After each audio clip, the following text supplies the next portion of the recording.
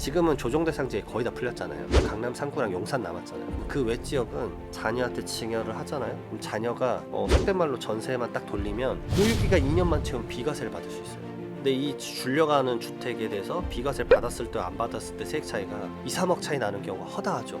작게 말해 2, 3억이지 사실은 더 클 수도 있죠.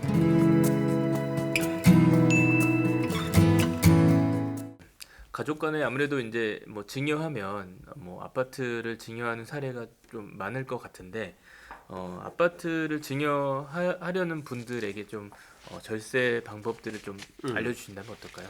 예, 지난 영상 마지막에 좀 말씀을 드렸던 건데 신경 쓰셔야 될 게 아파트 가격은 고정되어 있지 않다. 그걸 먼저 아시는 게 제일 중요한 것 같아요. 왜냐하면 그 동네가 맨날 정해진 가격이 있잖아요. 그래서 뭐 앞동에서 얼마에 팔렸대. 근데 상속세랑 증여세법 과세를 위한 가액은 시가 개념이기 때문에 그 가액을 물론 가져다 쓸 수 있겠죠. 근데 그 가액을 가져다 쓰면은 지금같이 부동산 가격이 특수 지역에서는 계속 올라가고 있잖아요. 그러면 증여세를 왕창 내야 될 텐데. 증여 같은 개념은 결국은 외부에서 자금이 들어오는 게 아니기 때문에 증여세가 부담이 엄청 크죠. 두 번째로 증여를 누군가에게 하느냐. 아버지나 어머니가 결국 자녀한테 하거든요. 이 비중이 99%가 넘죠. 그쵸, 사실상. 네. 사실 자녀가 부모님한테 주는 경우가 얼마나 되겠어요. 많지는 않을 테니까. 그래서 그 아파트에 대한 시가가 고정되어 있지 않다라고 좀 개념을 먼저 잡고 그 시가 개념을 이제 플렉시블하게 움직여야 돼요. 예를 들어서 지금까지 막 계속 가액이 높아진다 그러면 저는 감정평가를 최대한 빨리 받아라. 증여를 하려면. 확정을 짓는 네. 거니까. 네. 왜냐면은 지금 감정평가 받았을 때랑 몇 개월 이후에 감정평가를 받잖아요. 근데 몇 개월 차인데 몇 억씩 바뀌어요 가격이. 상속세도 마찬가지인데 저 이런 적이 있었습니다. 논현동에 이제 다가구 건물이었는데 네. 처음 상담할 때 감정평가를 받아서 이제 알려드려요. 이제 무료 상담이지만 저는 이제 아는 평가사님들에게 여쭤봐가지고 얼마 정도 나올 것 같습니까? 뭐 여쭤보거든요. 근데 그 가액이 63억이었어요. 그래서 그걸로 이제 쭉 가다가 이제 감정평가 안 받으신다 그래서 쭉 가다가 가장 마지막 달에 갑자기 감정평가를 받아야겠다. 불안하다. 왜냐하면 세무서에서 감정평가를 할 수 있거든요. 그렇죠. 네. 그래서 그때 감정평가를 했는데 74억이 나오고 그러니까 불과 4, 5개월 사이에. 그 사이에 10억이 늘어난 네. 거예요. 네. 어찌 보면 좋은 그 호재일 수도 있는데 내 입장에서는 상속세나 증여세 마찬가지인데 외부에서 자금이 안 들어오니까 그분은 최고세율 구간이었거든요. 세금을 5억을 더 내야 돼요. 부담이 확 커지는 거죠. 그냥 미래 얘를 팔 때는 이 부동산을 팔 때는 외부에서 자금이 들어오니까 어쨌든 그걸 세금을 내면 되거든요. 그러니까 어쨌든 지금 최고세율이 50%인데 그 부담이 너무 커지는 거죠. 말 그대로 이 아파트도 마찬가지입니다. 가격이 계속 올라가고 있을 때는 빨리 가격을 픽스하는 게 좋고 그다음에 앞동에서 10억 지난달에 앞으로 이제 뭐 11억 12억 계속 올라갈 것 같다. 그럼 10억을 기점으로 내 부동산은 얘랑 다르거든요. 그러니까 같은 84제곱미터에 뭐 전용 면적 똑같고 그다음에 공동주택 가격 비슷하다라고 하더라도 내 거 감정평가할 때는 이 가액보다 더 낮게 감정평가를 좀 누를 수도 있어요. 왜냐면 이 앞에 부동산은 로얄층 로얄동이고 내 건 그게 아닐 수도 있거든요. 그래서 이게 뭐 9억이나 8억까지 낮아지면 그 과세 표준에 대한 기준점 자체가 낮아지니까 세율을 매기는 그 기준점 자체가 낮아지니까 내는 세율 자체도 낮아지는 거죠. 네. 그래서 대부분 주택을 아파트 증여 같은 데를 받을 때 대부분 목적이 뭐냐면요. 이 주시는 분들이 주택수가 너무 많아요. 근데 자녀는 지금 무주택자예요. 그러니까 이거 하나 줘서 여기서 신혼집을 하거나 이거 네가 관리해서 써라 이거든요. 네.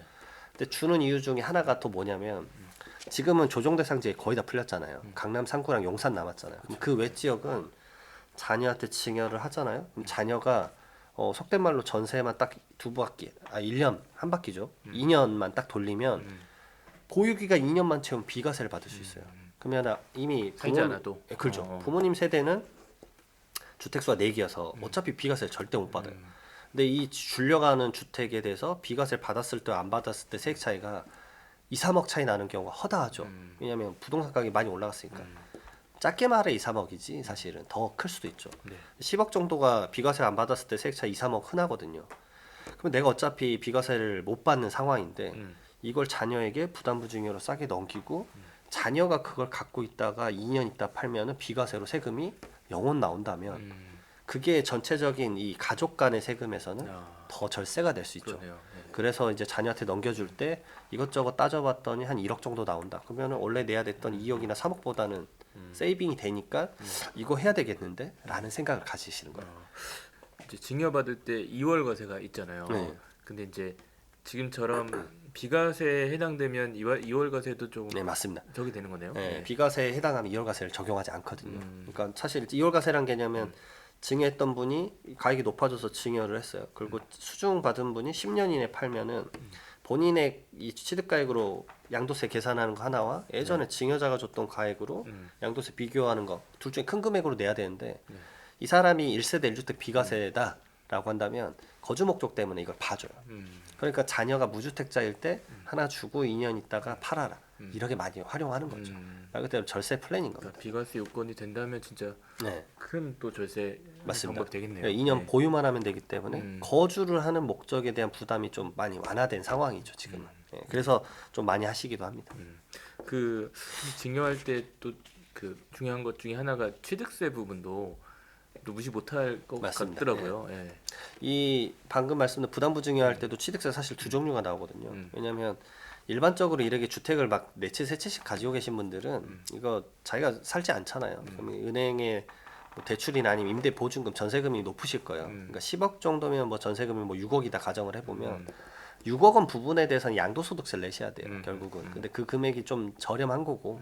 그다음에 나머지 차익인 4억 원에 대해서는 증여세를 내는 건데 네. 10억 원에 대해서 증여세를 한 번에 내는 것보다는 4억 원에 대해서 증여세를 내는 게 더 쌉니다. 그러니까 10억 원에 대한 증여세가 한 2억 2,500만 원. 네. 근데 이제 4억에 대한 증여세 6천만 원이니까 자녀 입장에서는 그래도 6천만 원은 좀 낼 법하죠. 그렇죠. 거기다 연부연납을 하면은 이게 계속 5년간 1,000만 원 이상씩 쪼개낼 수 있거든요.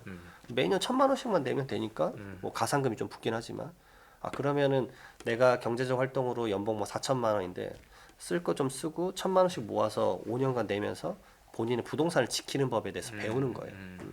그리고 취득세는 4억 부분에 대해서는 이제 증여 취득세를, 6억 부분에 대해서는 이제 매매 취득세를 내는 건데 자녀가 무주택자니까 오히려 첫 주택이니까 이 가액에 따라서 취득세가 매매 취득세율이 더 낮아요. 네. 1%에서 뭐 3% 정도 일반적인 매매 취득세 내는 거고 오히려 증여 부분이 취득세가 더 높죠. 왜냐면 증여 부분은 뭐 3.8% 아니면 4%니까. 아. 그래서 그 정도의 취득세도 자녀가 결국 내야 된다. 근데 부담부 중에서 유리한 점의 하나는 뭐냐면 그 6억 원 부분에 대한 양도소득세를 양도소득세 누가 냅니까? 파는 사람이 내잖아요. 이게 아버지가 낸다는 거예요. 네. 그러니까 세액 부담 당사자 측면에서 엄청 유리하죠. 왜냐하면 자녀가 그 증여세 10억 원을 다 받으면 2억 2,500만 원을 온전히 자기가 다 내야 되는데 좀 6천만 원이랑 취득세 부분만 내가 내고 양도소득세는 아버지가 내고 그러면 좀 낫네. 그냥 분산을 시키는 거죠. 네. 그리고 어차피 누진세율도 이제 6과 4 비율로 쪼개졌으니까 이게 좀 부담이 확 줄어드는 거예요.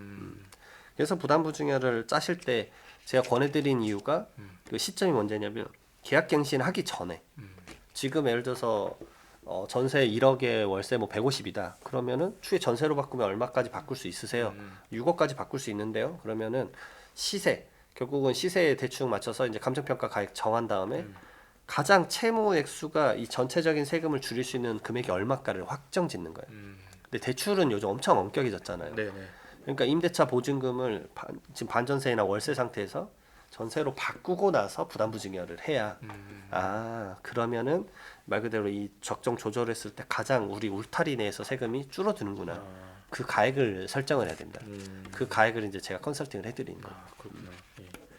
알겠습니다. 부담부 증여 같은 경우는 부모님이 이제 주택이 여러 채인 경우는 또 뭐 양도세가 중과세가 되다 보니까 좀 유불리가 있을까요? 이게 상황에 따라서? 지금 중과세가 다행인 게 2년 이상 보유를 하면 어느 지역에서 팔아도 25년 5월 9일까지 중과세가 적용되지 않으니까 그래서 많이 하시는 것 같아요. 그래서 그러다가 여기다가 한 단계 더 나아가면 만약 부모님이 일시적 1세대 2주택 상황이었다? 그러면은 본인 거를 팔 때 비과세를 받으니까 오히려 양도소득세도 더 줄어드는 그래서 활용하시는 경우도 그러네요. 있으세요. 예, 네. 그런 부분을 활용하시는구나. 알겠습니다. 지금 뭐 지난 8월에 뭐 수도권 주택거래 합동 점검, 기획조사 이런 것들이 진행이 됐는데 여기서 조금 이 내용에서 좀 강조하실 부분이 있다고 지금 많은 분들이 자금 출처 조사가 이제 요즘은 좀 뜸하네라고 생각을 하시는 경우가 있는데 부동산 가격이 다시 좀 과열되면서 이 수도권은 지금 주택 거래에 대해서 보고 있습니다. 다양한 금융 관련된 이제 기관이랑 그 다음에 국세청, 우리의 메인은 이제 국세청이죠. 사실 국세청에서 가장 많이 조사하는 게 결국 증여세거든요. 그래서 주택 취득 자금에 대해서 소명을 제대로 못한다. 근데 이러게 8월 8일 날 주택 공급 확대 방안하면서 가장 마지막에 이런 내용까지 강조를 했어요. 24년 8월부터 12월까지 한다고 했는데 그러면 엄청나게 많은 케이스에 대해서 성과를 잡아내려고 할 거거든요. 그래서 많은 분들이 아마 이제 허투루 생각하고 이 정도는 안 걸려. 근데 이 무서운 게 예전에 진짜 이래서 안 걸렸는데 그게 이런 경우가 많아요. 리스트업은 됐는데요. 그걸 다 잡으면 안 되니까 상위 몇 개만 사실 잡을 수 있거든요. 근데 본인은 이제 이런 거래는 안 걸리네 하면서 반복적으로 하시는 분들이 있어요. 근데 최악은 뭐냐면 이게 한 세 번째 때 걸렸다고 해볼게요. 네. 과거 거 다 걸려요. 그러면은 과거 거 전부 다 소명을 하면서 증여세나 가산세를 물어야 되는 경우가 많은데 정말 그 가산세가 무섭다라고 말씀드리고 싶어요. 너무 가산세가 무섭기 때문에 네. 정말 조심을 하셔야 됩니다. 그래서 이 특히나 제가 봤을 때는 아마 신혼부부나 아니면 경제적 능력이 없는 자녀가 이 조사가 많이 나올 것 같아요. 네. 그리고 또 누가 많이 나오냐면 이제 이런 경우가 있잖아요. 남편은 돈을 벌고 아내는 가정 주부신 거예요. 근데 아내 명의로 계속 부동산이 생겼다가 팔렸다가 생겼다가. 그러면 아내가 어디서 자금이 나서? 그러면은 뭐 이런 생각들 많이 하세요. 배우자 간에는 10년간 6억 원까지 증여할 수 있으니까 조사 안 나온다. 근데 부동산이 10억, 20억이에요. 차익분이 이미 너무 커요.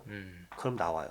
그렇구나. 저는 배우자분이 결국은 소명해야 된 금액이 8억 원이었는데 6억 원 증여재산 공제 빼도 2억 원 있잖아요. 그래서 2억에 대해서 추징하는 줄 알았는데 한 단계 더 넘어가서 10년 이내에 배우자 명의로 뭔가를 해줬었고 또 일이 넘어온 거더라고요. 그러니까 그 당시에 또 한 6억 원을 증여한 거예요. 그래서 결국 그 당시 6억 원 빼고 여기서 8억이 이제 순수 증여분이라 해가지고 추징을 엄청 크게 받은 적도 있었어요. 이게 허투루 보시면 안 되고 그러면 이번에 거래한 것만 보는 거 아니냐? 절대 아닙니다. 10년 내에 부동산 거래를 다 볼 수도 있어요. 네. 그러니까 이런 부분들 좀 조심하셨으면 좋겠다. 알겠습니다. 혹시 이제 부자들 같은 경우는 아무래도 뭐 주택도 있겠지만 빌딩이나 상가를 소유하고 있는 분들이 많을 거잖아요. 그런 분들이 좀 증여를 한다고 했을 때 뭐 좀 절세나 활용하는 방법들이 있으실까요? 네. 제가 좀 많이 이제 강조하는 컨설팅 기법 중에 하나인데 자녀를 그러면 일정 지분을 줘라라고 하면은 아니 가액이 너무 비싼데 이걸 어떻게 주냐? 뭐 예를 들어서 뭐 몇백억 하는 것도 있을 거고. 그렇죠. 예. 근데 이렇게 말씀을 드려요. 건물은 생각보다 오래되면 가격이 엄청 낮아요. 건물 자체는. 네, 맞습니다. 네. 토지가 사실상 이제 웬만한 수도권 지역은 가격을 거의 다 머금고 있죠. 건물은 낡은 경우가 많잖아요. 예를 들어서 뭐 사용 승인일이 1990년도 이전이다. 그럼 건물 가치가 엄청 낮아요. 몇 천만 원 안 할 때도 있어요. 몇 백만 원. 막 그다음에 몇 억 해봤자 1, 2억. 토지값 막 150억인데 막 그런 경우도 있거든요. 그럴 때 이제 분산해서 사시라고 말씀을 드려보는 거예요.